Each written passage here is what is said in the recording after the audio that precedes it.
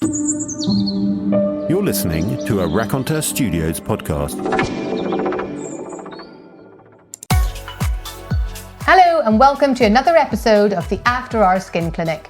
I'm your host, consultant dermatologist Dr Emma Craythorne, and this is the place where I get to answer all the questions I get asked outside my clinic. Today's episode may sound a little different because Ruth, who's been doing my hair for the past 12 years, is here to give me a new fringe. We see each other once a month and it's been pretty religious. And while technically it's a hair appointment, it always turns into something more like a low-key event. Someone else will always turn up, a friend, one of the kids, my mum, and before long we've got a full kitchen salon going. But through all that, Ruth and I have had some of the most wide-ranging, honest and thoughtful conversations over the years, so it made sense to finally record one. Today we're talking about a bit of everything. Why we have hair on the top of our head and why that matters, how it changes over time and how to look after it, and also some of the problems that can happen on our scalp that no one else might notice except you and your hairdresser. This actually is the real After Hours Clinic. So the mic is on, the scissors are in hand, so let's get into it. Okay, so Ruth, let's make this official. Welcome to the After Hours Skin Clinic. Oh, so pleased to be here. I also might get a little bit noisy because I think that you're creaking around quite a lot. I mean, you're not creaking, the floor's creaking. You're not that old yet. I think I've probably had every kind of hair colour, every hairstyle, every hair length. I think that's probably fair to say. And in fact, I think that's why Neil decided I was quite an easy person to stay married with for so long, because he had a different wife every few months. But I think a bit annoyingly, since the TV show, I've had to keep my hair pretty standard. Consistent. I know. It's not like you. You've kept it lovely. But the thing is that you keep asking me loads of questions. So the whole time we've been together, you come in with stories of people who, you know, you do their hair on and problems that might have happened in their scalp or their hair and questions about just general life. So it's quite nice to do this together, I think. Yes. And we're multitasking. We've done that a few times as well. We have. Do you remember I did that interview with the journalist? And whilst you were getting my hair dyed. On a Zoom call, the journalist was quite stunned that you were having your hair colour done at the same time, because I don't think that's normally what people do. They normally hide, but no, I was doing your roots. They said, oh, we'll take about half an hour for the interview. And I thought, I really don't have half an hour anywhere. And I thought, I do if I'm with Ruth. Yes. How long have you been a hairdresser, Ruth? I have been a hairdresser for 35 years. Since I was, I'm not going to say when I started because that will give away my age, but a very long time. I basically learned problems with hair just literally on the job. Like we were saying earlier about the similarities between skin and hair. Really interesting how closely linked they are. So from 35 years ago, if I think about things that happened in the skin over that time, the different things that people would do to their skin and how that changed, there's such a huge amount of marketing now targeting to people to buy pretty expensive products for their hair. Whenever we think of it as a dermatologist, you know, there's fairly inexpensive ways to clean your hair, moisturize your hair if you need it conditioned. But now there's a whole array. It's, I mean, a massive business. What have you seen change over the time? Oh gosh, there's been massive changes, like you say. Growing up, I remember the only shampoo that seemed to be about was Vosine. I loved Vosine. I loved the smell of that. Which had so much of the foaming agent in, which I think we might be talking about later. And there was just images of bubbles of foam, which we now know it's so strong. It's probably one of the strongest shampoos that you can buy. You could probably wash your dishes with this. There's a very old textbook of dermatology, and it does talk about these very foaming agents that you would get for babies' bubble baths and for, you know, shampoos and things. And actually, I love the dermatologist that wrote it, because at the very end of it, it says it does do a very good job of cleaning your bath. So shampoos like that, they were so much stronger back then. Now we are a lot more about moisturisers and shine and silicone and actually getting through to the structure of the hair too. Now you are actually making your hair better by using certain products, but back then you were just cleaning it and that was it. We didn't have things like serum. That's a really recent thing. Even conditioner, you know, conditioner really wasn't that widely used, and it was known to be using fabric conditioner. Oh, really? On your hair, if you're using conditioner at all. So it has come so far. I hadn't really thought about that, but it really has leaps and bounds. And so would you say then, you know, if you've been treating people's hair for all that time, because I almost feel with the skin that I start to see more problems with people's skin now because of the different products that they're putting on their skin. Yes, I think overall we definitely have better skin because people are learning to take care of it better. But because there is a real mix of products that you can buy, and sometimes this over consumerism of it ends up with problems in the skin. Do you see that in the hair, or do you think hair was much worse cared for back in the day? I think back in the day being 35 years ago. I think that what's happened is that people are using a lot more styling tools. Hair straighteners were not really a thing back then either. They still did like those heated curlers and stuff. Yeah, there was heat, but now there's so many more heat styling products that it's almost going backward in that way because the hair's getting damaged by heat, but we have got the curative products out there that people can use. So unless you are protecting your hair, then heat damage is probably one of the most recent problems I've seen, especially in teenage girls, where they're straightening their hair over and over again and it's just breaking. So, you know, unless you're protecting the hair, but you can't even really protect it from that much heat styling. Okay, so a lot of these products are now being developed to counteract the other things that have been developed to try and style the hair. Yeah. So Ruth, why do we grow long hair on our head and not anywhere else? And I've been a hairdresser for 35 years and I don't know that. I don't think many people do. No. There's this new... Oh God, you're going to enlighten me like you always do actually. I always come away with a little nugget of knowledge after I've been with you. Go on. So there's two real reasons. The first one is partly really from kind of a natural selection. Genetically, it's advantageous to have hair on your head for the reason of protecting yourself from the sun. So that is why hair was first. So even the very ancient type of humans that we are now had hair on the top of our head that could grow long. So the first hair that humans had was this very, very tight curly hair. And what it means is that the scalp didn't heat up in quite the same way because it was protected with hair, and you didn't sweat in quite the same way because it was protected with hair.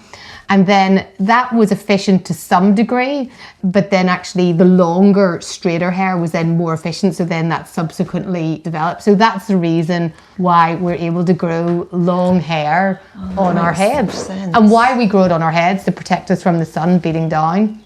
And then the second reason we have it, which is kind of happened by happen chance, I suppose, is that we then use it as a marker of health and well-being. So, you know, if you're able to grow thick, long hair, that's a really good sign of health. So that came around secondarily, but the first reason was primarily functional, and it is to protect us from overheating. There we go. Interesting. So one of the things that we should probably touch on for people who are listening is to try and understand exactly what the hair is. And we're talking about the hair on our head. So we think about this as something called terminal hair, and it goes through these different phases of growth. So what Ruth is trimming off now is my hair that's in its anagen growth phase. In other words, that's the growing part of the hair. And then it has a little phase where it's kind of not doing anything. That's called catagen. And then you have the telogen phase, which is whenever the hair comes out. And probably on our scalp, on our head, there is about 90% of the hair is in the growing phase. And it's interesting, isn't it, that some people can grow really long hair. Most people can grow long hair, but some people can grow really long hair. And that's because the anagen growth phase just keeps repeating and repeating and repeating. And then even whenever we think about how much hair there is on the top of a head, you know, it ranges between the different number of strands, can almost be double in one person compared to another. And then what happens is, as we get older, those hairs that are the terminal hairs, in men particularly, you notice it because the top of the head is the area that gets it first, and you start to see receding, and then it gets sent to the top of the head.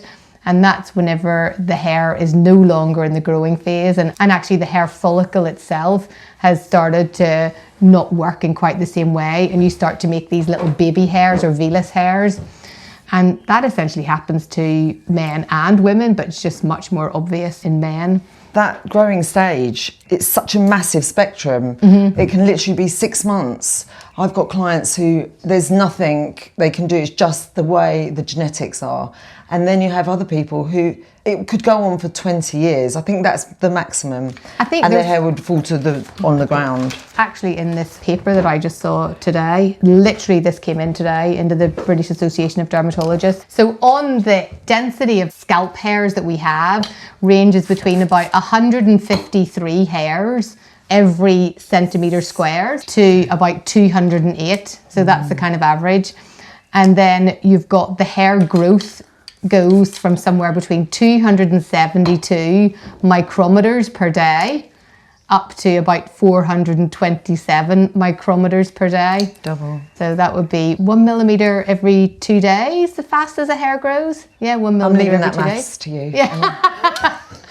1 millimetre every 2 days is quite fast, isn't it? But it's not the same for everybody. No. Again, there's a real big spectrum on that, because I can tell by the regularity that I see people, and some people need their hair done every 10 days, especially if you're colouring the whole of the root, and then other people can go longer. So there's such big variations. But does it say the maximum time for the growing stage? Yeah, so the anagen phase in human scalps lasts about 5 to 7 years. Usually gets you about 50 to 110 centimetres. But the longest in the world, in the Guinness Book of World Records, was 5.627 metres in a 44-year-old Han Chinese woman. Yeah, so that would have been in the growing phase for over 10 years. 15 to 20. So if you think that to produce a hair that's 4 metres long, it would require continuous growth phase for 30 years and around about 11,000 division rounds of each of the cells. Yeah, I think that's really rare, 30 years in the growing stage. But the average is 5 to 7. Yeah, from years. 6 months. 6 months is the shortest that I've ever seen.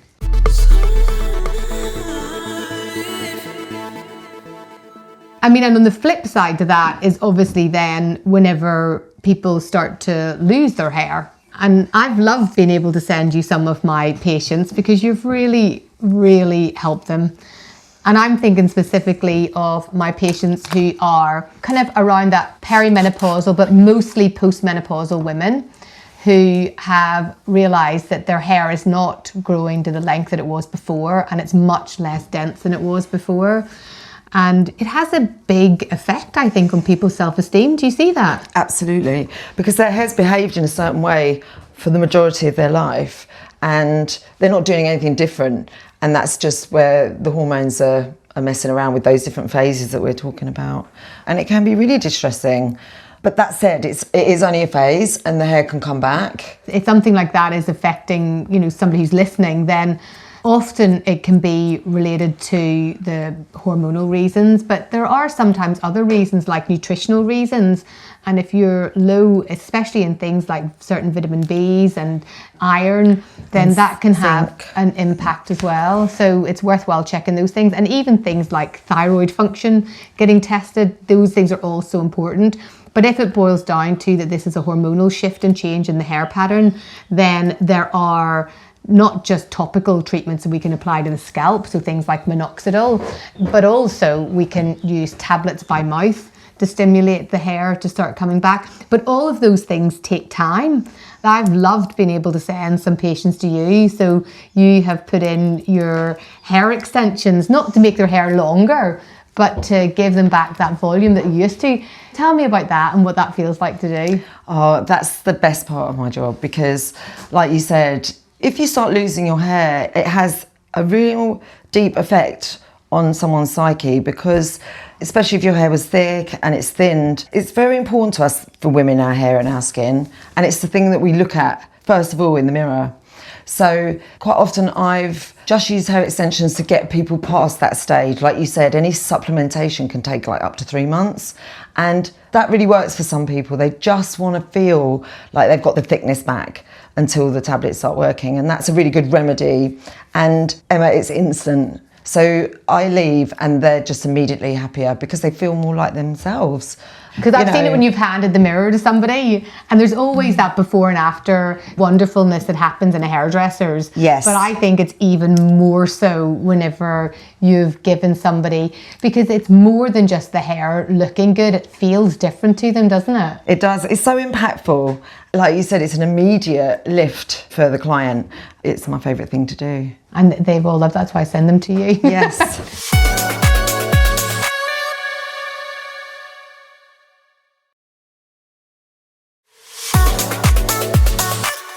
I know that you see quite a few scalp issues with some of your, I always call people patients because they're patients, but you call them clients. But you see quite a few scalp issues as well. I mean, the commonest thing I see is dandruff. Yes, or dry scalp. They're two different things. A lot of people say to me, oh, I've got dandruff. They haven't, they've actually got dry scalp. Yeah. And dry scalp is, in my opinion, a lot easier to cure than dandruff. There's lots of different reasons for dandruff, but dry skin, when somebody hasn't washed a product out of their hair, that's the one I find the most. Because the irritation dries the scalp out, and that irritates it. If it's not been rinsed out properly, the chemical stays on the scalp and then the skin just reacts to it. Most people know what they're allergic to, so that's a different thing. You know, but over the years you learn what your skin likes and doesn't like. But quite often, if somebody's washing their hair in the shower, for example, and they get a dry patch at the back, I just say to them, it's simple. You've been standing up, rinsing your hair, and you've not rinsed the shampoo out of the back. Do you see that commonly then? I do, and as soon as I see where it is, that's exactly what it is. And so the next time when you see them back, they've adapted what they do. Yeah, and then but they've just not thought about it because they're standing up in the shower like this and just sometimes leave the suds in the back. Or if they prefer to wash their hair forward, it can happen at the front as well. There's just slight suds that are left there and then the scalp reacts to that. However, dandruff can be a number of things as well. You knew the name for the fungus, didn't you? And I can't remember how to pronounce it. Well, but then that needs a medical product to cure that. Well, I would often get people who would come in saying they have a dry scalp, and that's why they have got all of this scale on their scalp that drops onto their shoulders and they don't like it. But actually, that is usually dandruff. And usually dandruff is because the scalp is oily and not actually dry. And the oiliness, it tends to then create a lovely environment with lots of sebum for little fungus called malassezia, or a yeast really, to feed on. And it feeds on that, and that creates a bit of inflammation in the scalp, and that inflammation then causes the scale, which presents as dandruff. And so the commonest times that people will get dandruff is usually in the teenage years, whenever they're making a lot of oil everywhere. So people who have acne will have dandruff.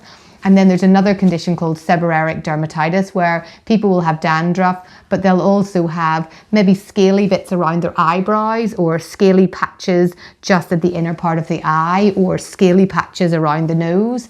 And that's something called seborrheic dermatitis, and always goes hand in hand with dandruff. And the treatment for that is using an anti-yeast. So something like ketoconazole topically as a shampoo. And you will love this actually, because you always go on about how drying these are on the scalp, and they so are. So I always tell my patients, put this on and do not use it as a shampoo.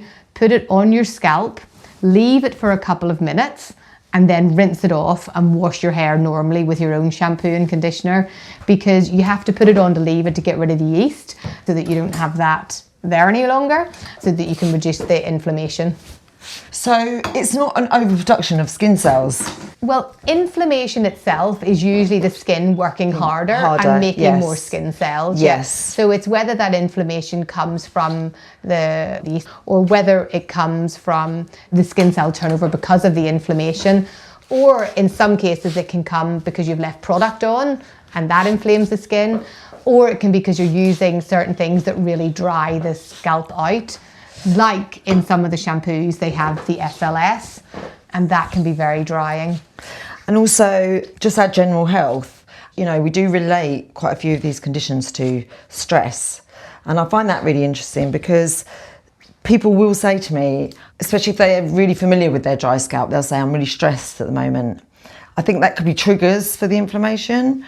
And I do think it's important to look at what you're doing diet-wise and are you managing your stress, because it can be an indication. You're absolutely spot on. And that condition, seborrheic dermatitis I told you about, it definitely gets worse when people are stressed. And I see it much more commonly in people who typically have sedentary kind of desk jobs, particularly, you know, IT workers, people constantly working at a computer screen. It's interesting how much more we see it in people who have that kind of line of work. So I think you're right. Stress plays a big role in all skin diseases and scalp diseases. Yes. But definitely as far as that's concerned. And it can be quite upsetting. And I'm sure you see it too, don't you? Because if people's skin starts to react in that way, they just become self-conscious. And then it's a bit of a vicious cycle because they're not relaxed about the fact that it's happened. Yeah, and people get really embarrassed about dandruff. Yeah, they do, they really do. And they say, oh, I'm not going to wear a black shirt today because the white flakes are going to fall on my shoulders. And be paranoid about who might see them and not maybe function quite as well because they're thinking, gosh, have I got any white on my shoulders? Yeah. It really does have an impact. It does. What do you tell them to do if you're going to see Emma? It's funny that you asked me earlier about things that have changed. I don't see really bad dandruff anymore, and I don't really know whether that's because we have got better with our diets maybe. But I do tell people to stay away from SLS because it can be too toxic. I would much prefer to guide them down the antifungal route. But some people really manage it with, you know, products that are out on the market now, and they're fine with that. But other people, it can be just a cycle of they're just not getting rid of the fungus, and sometimes you do have to have a month or two of an antifungal shampoo. Yeah, I would probably not use the word toxic for SLS. I mean, SLS is an irritant. Dehydrating. Yeah, it's an irritant. Yeah. So SLS is sodium lauryl sulfate. And it's a surfactant. In other words, it's something that is used to break up the dirt or the grease and means that dirt and grease can disappear in the water whenever you shampoo it. So one part binds to the dirt and grease, one part binds to the water, and then it takes all the dirt or the grease out of your hair. So that's how these things clean. But sodium lauryl sulfate, or SLS, it's quite foamy, which is great for being able to trap all of the things. But the problem with it is it also traps your skin's own natural oils. And so by taking the natural oils away, it can be drying on the skin.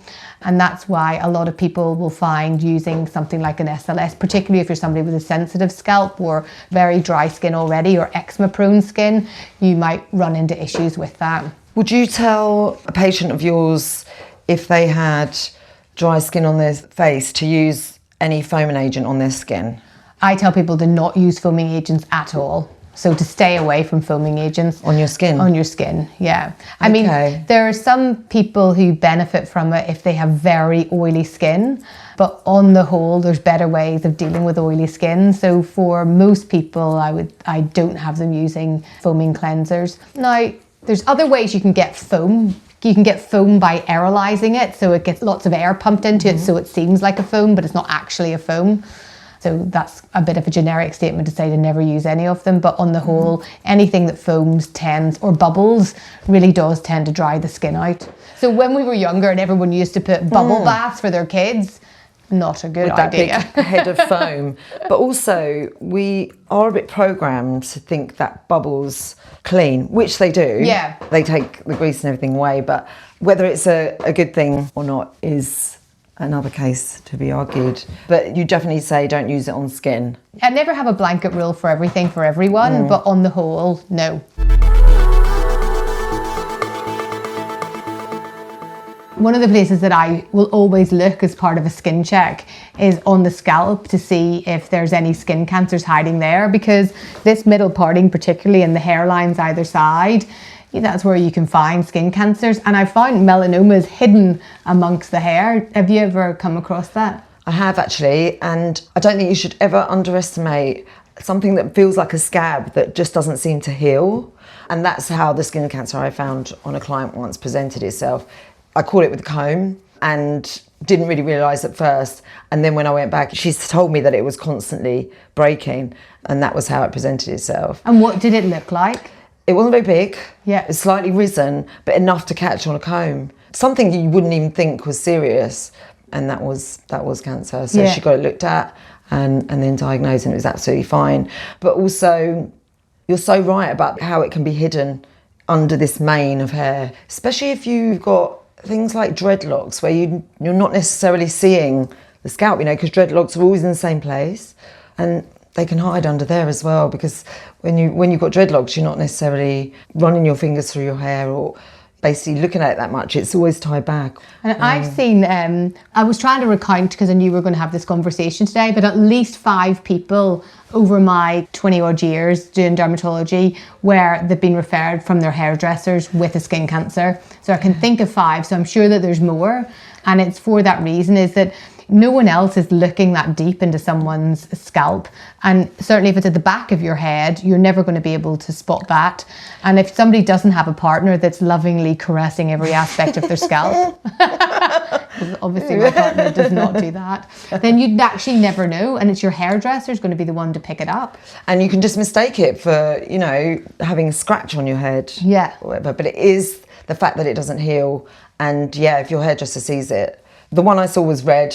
Melanoma is not always red, is it? Or is it on the skin? There's all different kinds There's of skin sebaceous cancer. lumps and things you can get in scalps as well, which are completely benign. There's all different kinds of skin cancers you can get in the scalp. And I think the most important thing to think about is it's something that's new, and it's something that's not going away. Yes. And it's something that might keep bleeding or giving you a bother or an itch. Yes. That's what it is. And if you're somebody who has a higher risk of skin cancer, in other words, other people in your family have skin cancer, then it is worth asking your hairdresser to look through and see what they can see. Absolutely. And I wouldn't ever dare to diagnose it myself, but if over time it's changing or it's just, like I said, not healing, and you know, if you can catch it with a comb, definitely worth getting it checked out. Yeah, well, big up to those hairdressers who found those ones, because 2 of them were actually melanomas, and melanoma is something that spreads, can go around the body, can ultimately kill you. Yeah. And them finding it actually will have saved those people's lives, so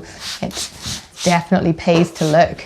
And those ones are not caused from sun damage? Not always. So a lot of the damage is often done either in childhood, so burning in childhood when we don't have that much hair. So some people don't have that much hair.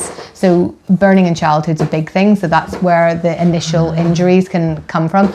Or people who start to lose their hair or do a lot of outdoor sports where they might be pulling their hair back because they're doing the sport. And you know, areas where it's a little bit thinner can end up getting the sun on it that way. But you're right. Melanoma has a huge role related to genetics as well. So that's why it's not just about the UV. It's a bit about the UV, but also genetics. Yeah. And now it's probably a very good opportunity for me to say that we're going to talk a whole lot more about skin cancer next month in May, because it's Skin Cancer Awareness Month. In the skin, quite often, expensive does not equal better. Tell me about your experiences in your profession of hair. That's so true. I think that these days, like you said earlier, there's so much choice. You know, they really come at us with science these days, and I think sometimes people just get a little bit confused. And sometimes the science is a little bit debatable. You know, there's a lot of science washing, trying to pretend that something has got a lot of good evidence behind it and it doesn't. I think I've heard you use it as well where it's skin related, and it is, the science can be a bit blinding and confusing, and I'm seeing it happen with shampoos as well. So personally, I just tell people to try a shampoo that works for you. And if it works, you know, if you want one for thickening or strengthening or anything that you're drawn to, use it. But every month, I personally would use something like that's going to strip it and start again, because the hair kind of gets used to it, and it also starts to build up with silicones and stuff that's in the shampoo that can rest on the hair. So once a month, I would use something to just eliminate that. You can use like a cleansing shampoo or even good old bicarbonate of soda. I used vinegar once. And then that will just give you sort of almost a neutral base to start again. Because a lot of people just say to me, my hair is supposed to give me volume and it's making it lank. And it could just be a residue of the shampoo laying on top of the hair. So when you're talking about, you know, good old fashioned things to do, I recommend to do that with some of my clients, just to, in case there is a build-up, because the build-up will be making the hair heavier and flatter. And can you see the build-up then? Is that something that happens? You can see the build-up on You can't see it, but you can feel it after you've removed them. So it's not visible. I'd say it's visible under a microscope. But also it can lack shine if there's too much deposits on the hair shaft. So again, if you just strip it, it starts to reflect light, and then the shampoo can do what it's meant to do.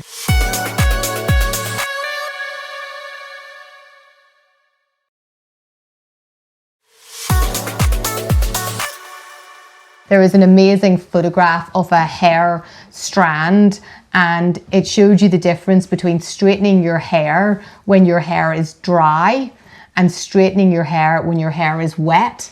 And so they put the really hot heat on the wet hair, and the hair itself with the electron micrograph, it almost looked like it had exploded. Yeah. It had just all swollen up and got so brittle. Boiled it. Yeah. So it's little things like that that are so interesting, of, you know, just putting that up to know, okay, only straighten your hair whenever it's dry.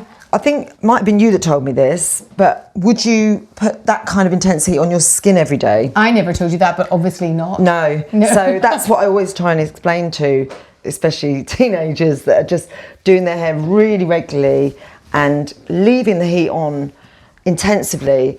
And it's like, imagine the skin, if you just did that every day on your skin, it would just make it so fragile and damaged. Yeah. I think we need to go shorter in the middle.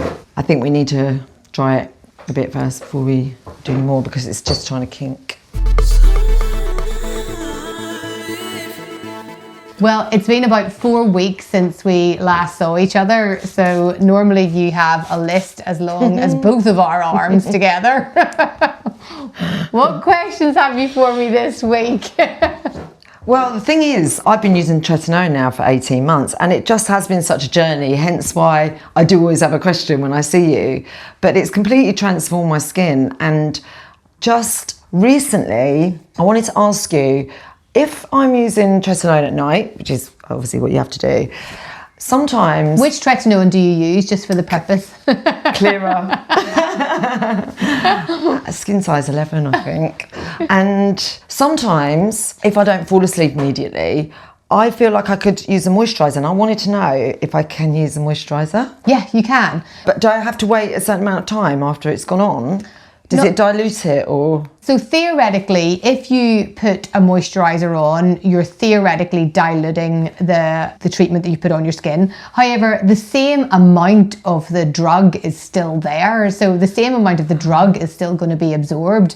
So it may be slightly diluted and you've got more volume, but actually the amount of drug that you put on your skin is still there. So I wouldn't worry about that.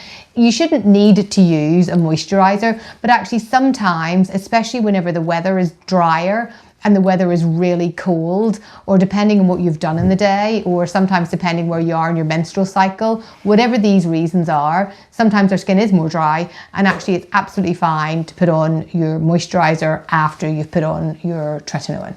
Yeah, no, it's absolutely hormone related. So I'm like perimenopause, postmenopause, I'm definitely in that sort of stage, but there's a cycle. And in between times when there isn't a hormonal cycle, I do not need moisturiser. And that's been the most amazing thing, to think that my skin somehow, and I know you've explained the science to me, but literally in those times in between, I don't need moisturiser. I'm still getting compliments on my skin now. I'm not surprised. It's so great when you get a compliment, but it really has changed everything. And I think, like we were talking about earlier about the emotional effects of skin and hair, it's really had an emotional effect on me as well, because for me, when I look in the mirror and I see a reflectiveness, and I never had that before. Well, it's a bit like whenever your hair looks good because your hair is looking healthy and strong. The same thing happens in your skin. Yeah. And, you know, as we get older, our skin cells start to slow down. They don't make collagen in the same way. They eat up the collagen that we have. And actually there is a way that you can switcheroo that and then get that glow back again. So I think it's the same thing as getting the hair looking good and the skin looking good. Yeah. That's the dream. But shiny hair and shiny response. skin. But yeah, the emotional response is really important. Shiny hair and shiny skin. Yeah.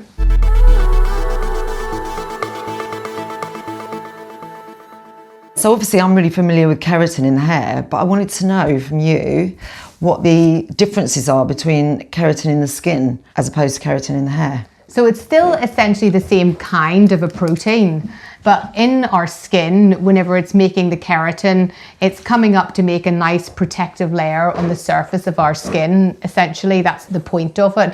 And it's a much softer form of a keratin, whereas in our hair and our nails and claws of, animals, then it's a harder form of keratin. So it has certain bonds in it that are holding things really tight together. So these disulfide bonds, which are the things that you hairdressers disrupt whenever you put a perm in. Yes, we break that all down. So with the perm, you break down those bonds and then you reshape it and then it seals over, and that's why you can then make the hair a slightly different shape. Yes.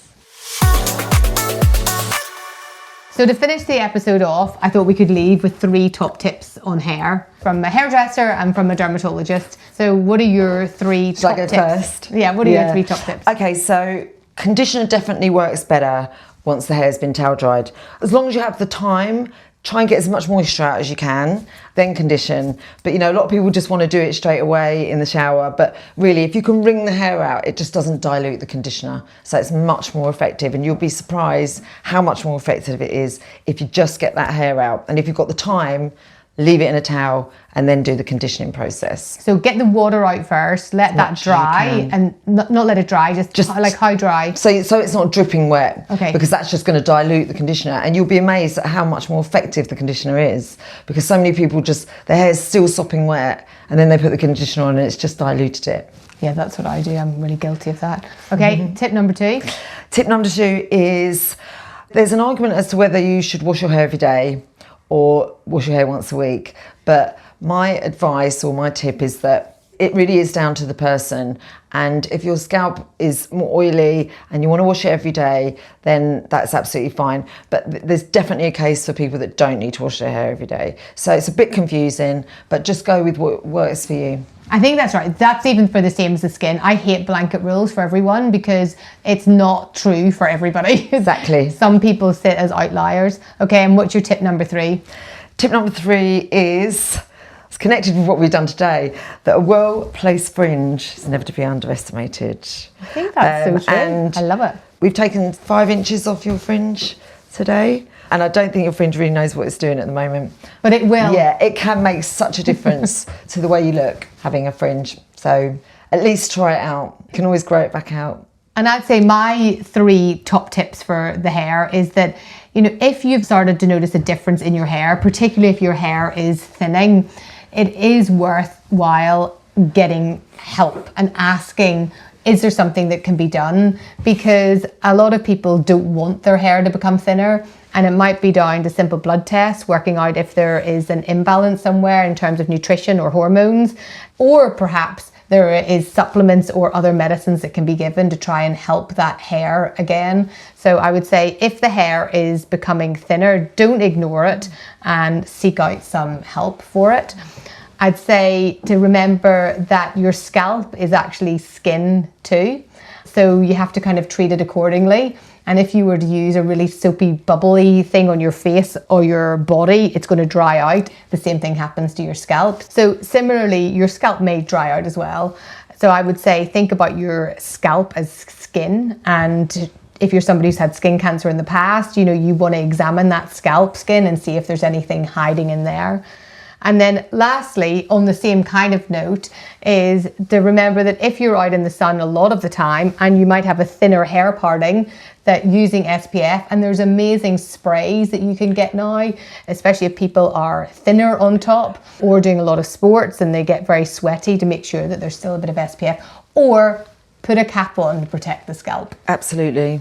I've seen that. I've seen sunburn on the scalp. You really should pay attention to it if you have got lighter hair as well. Blondes, it can happen more too. I've had a patient on the Bad Skin Clinic who had a really bad case of sunburn, and that inflammation from the sunburn ended up disrupting a lot of the hair follicles, and then for the next many years afterwards he ended up with this pustular condition where around all the follicles he just kept making more and more pustules, and then the pustules end up causing scarring, so you lose the hair in the area. So looking after the top of your head is so important.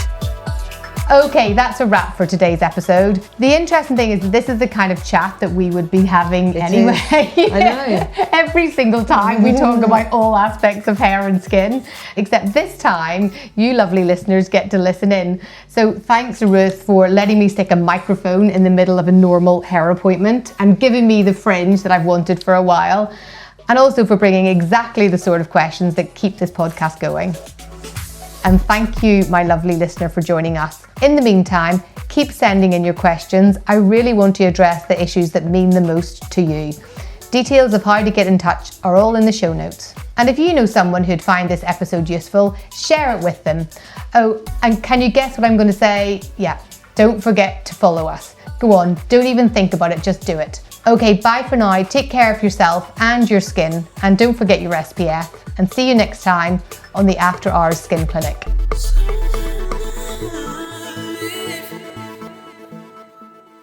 As always, this podcast is for informational purposes only and is not a substitute for medical advice. Please consult your healthcare professional before making a change to your treatment.